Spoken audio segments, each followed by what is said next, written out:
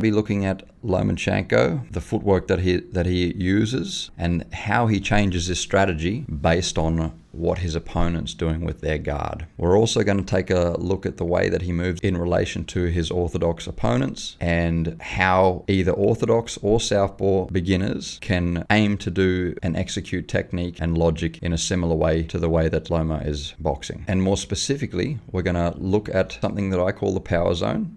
The pocket is so in nearly every one of these examples that are on the screen right now, you can see that he starts straight down the barrel of any straight punch that would be thrown by his opponent. But then within a few seconds, not here, but within a few seconds, he normally cuts a little angle and gets out of the road of the punches. So when these things are happening, what he's doing is he's navigating himself to a position where it's easy for him to hit and difficult for his opponent to hit him. So now let's talk about the final point. Where does he take himself to give himself less chance of taking a lot of damage? So I've made this little graphic for us to pay attention to. Here's his opponent, and here he is right in front of his opponent, okay? And we're going to talk about what I mean by the power zone. So the power zone is where the two toe lines line up. So let's say dead center is 100%.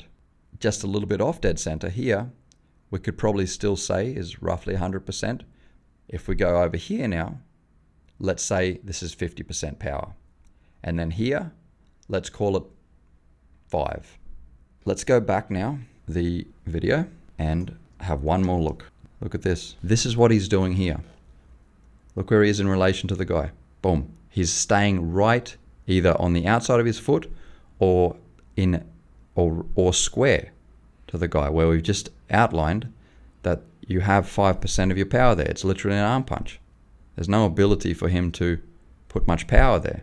So again, everybody, pretty work by, I think, everybody's favorite boxer. This is all extremely high level, very, very complex if you let it be, technique. But at the same time, we must try to simplify things to attempt to begin to understand them. Otherwise, we will all believe that things are far out of our capacity and reach to ever understand.